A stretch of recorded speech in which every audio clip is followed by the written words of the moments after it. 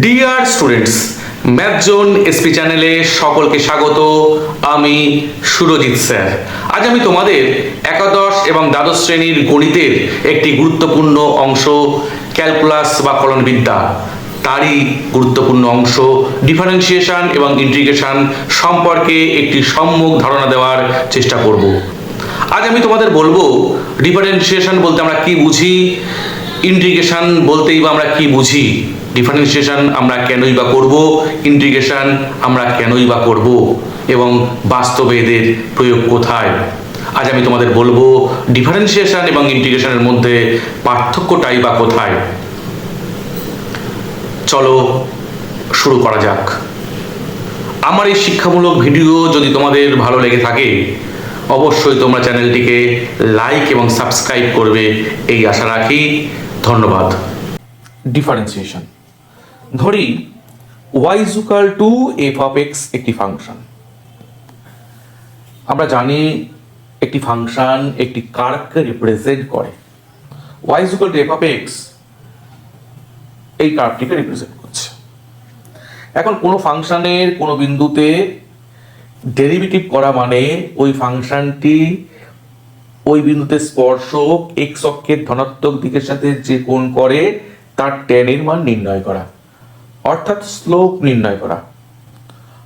অর্থাৎ ওই ফাংশনটি ওই বিন্দুতে কি হারে পরিবর্তিত হচ্ছে তার মান নির্ণয় করা। ধরি x is equal to a বিন্দুতে ফাংশনটির ডেরিভেটিভ আমরা করব।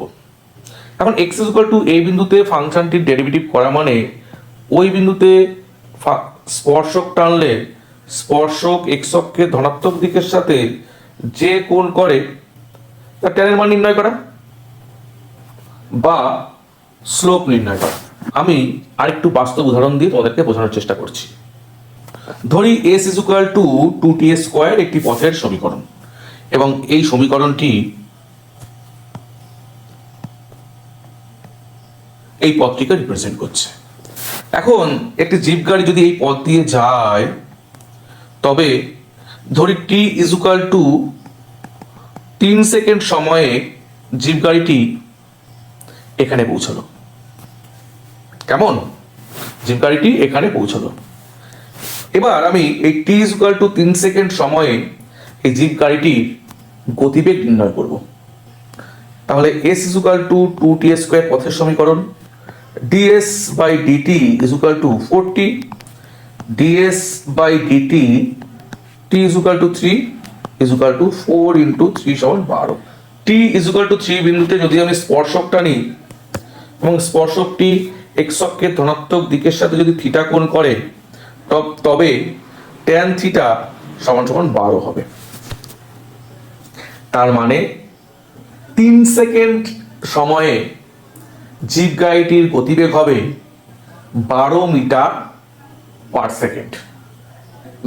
স্লোপ নির্ণয় করে বা ডেরিভেটিভ করে আমরা যে কোনো বিন্দুতে কার্ভের পরিবর্তনের হার আমরা নির্ণয় করতে পারি। ইন্টিগ্রেশন, ইন্টিগ্রেশন দু ধরনের। এক হচ্ছে অনির্দিষ্ট সমাকলন বা ইনডিফিনিট ইন্টিগ্রাল এবং আরেকটা হলো নির্দিষ্ট সমাকলন বা ডেফিনিট ইন্টিগ্রাল। ইন্টিগ্রেশনকে আমরা অ্যান্টি ডেরিভেটিভও বলে থাকি, কারণ কোনো ফাংশনকে ডেরিভেটিভ করলে যেটা পাওয়া যাবে তাকে ইন্টিগ্রেশন করলে আবার মূল ফাংশন আমরা ফিরে পাবো। অর্থাৎ ডেরিভেটিভ করা মানে কোনো ফাংশনকে ছোট ছোট অংশে ভেঙে দেওয়া, আর ইন্টিগ্রেশন মানে ওই ছোট ছোট অংশকে যোগ করে মূল ফাংশন ফিরে পাওয়া। ইনডিফিনিট ইন্টিগ্রাল বা অনির্দিষ্ট সমাকলন, ধরি y is equal to f of x একটি ফাংশন, এই ফাংশনটিকে ধরছি x স্কয়ার প্লাস 2 এবং y is equal to f of x আরেকটি ফাংশন, এই ফাংশনটিকে ধরছি আমি x স্কয়ার প্লাস 5। মজার বিষয় হচ্ছে এই দুটি ফাংশনকে ডেরিভেটিভ করলে আমরা একই রাশি পাবো, অর্থাৎ dy বাই dx সমান সমান হচ্ছে 2x, আবার dy বাই dx সমান সমান হচ্ছে 2x। আমরা জানি কোনো ফাংশনকে ডেরিভেটিভ করলে যা পাবো তাকে ইন্টিগ্রেশন করলে আবার মূল ফাংশন ফিরে পাবো, সেই জন্য ইন্টিগ্রেশনকে আমরা অ্যান্টি ডেরিভেটিভ বলে থাকি। তাহলে 2x কে আমি যদি ইন্টিগ্রেশন করি তাহলে আমি মূল ফাংশন ফিরে পাবো অর্থাৎ ইন্টিগ্রেশন 2x dx সমান সমান 2x² 2 প্লাস c। এখানে c হলো ইন্টিগ্রাল কনস্ট্যান্ট, অর্থাৎ c একটি ফ্যামিলি অফ কার্ভকে রিপ্রেজেন্ট করে। c এর নির্দিষ্ট মানের জন্য আমরা নির্দিষ্ট ফাংশন ফিরে পাবো। কেমন? তাহলে এটা লিখবো x² প্লাস c।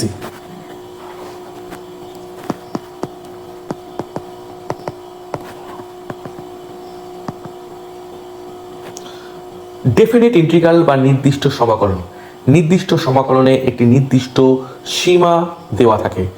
ধরি y = f(x) একটি ফাংশন। এই ফাংশনটি এই কার্ভটিকে রিপ্রেজেন্ট করছে এবং x = a থেকে x = b নির্দিষ্ট সীমা। ইন্টিগ্রেশনের সাহায্যে আমরা এই কার্ভের নিচে y = f(x) এই যে কার্ভটি এঁকেছি এর নিচে এবং এই নির্দিষ্ট সীমার মধ্যে যে অঞ্চলটি তৈরি হয়েছে সেই অঞ্চলটির ক্ষেত্রফল নির্ণয় করব।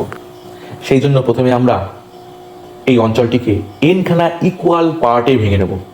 কেমন? তাহলে আমরা n-খানা ইকুয়াল পার্টে ভেঙে নিই।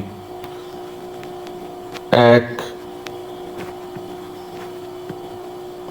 এবং প্রত্যেকটি ইকুয়াল পার্টের দৈর্ঘ্য ধরি আমি h। কেমন? আমি n-খানা ইকুয়াল পার্টে ভেঙে নিলাম এবং প্রতিটি পার্টের দৈর্ঘ্য ধরি আমি h। এটা হচ্ছে h।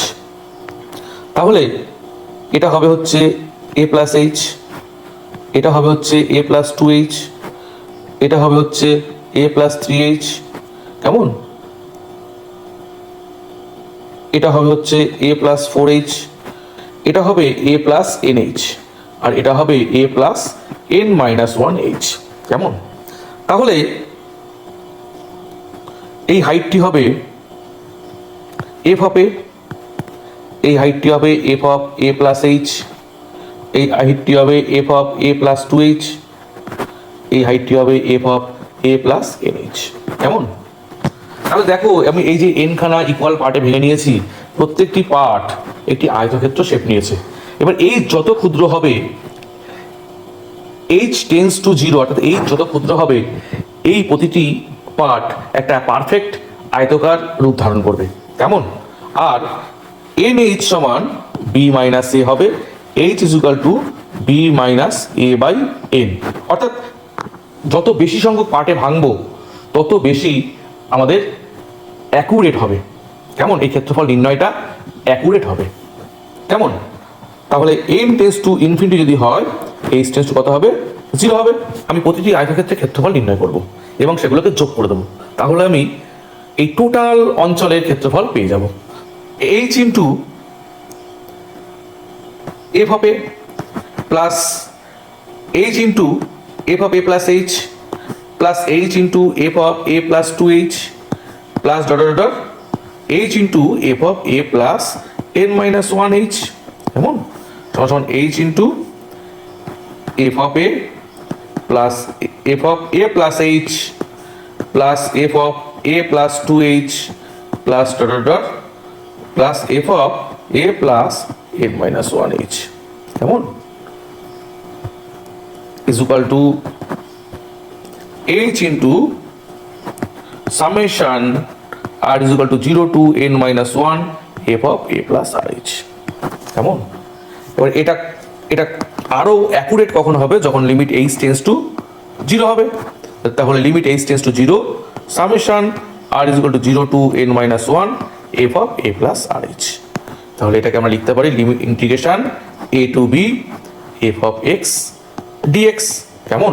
অর্থাৎ a থেকে b তে এই নির্দিষ্ট সীমার মধ্যে y = f অফ x ফাংশনটির ক্ষেত্রফল হচ্ছে integration a to b f of x dx। কেমন? অর্থাৎ ইন্টিগ্রেশনের সাহায্যে আমরা ক্ষেত্রফল নির্ণয় করতে পারি।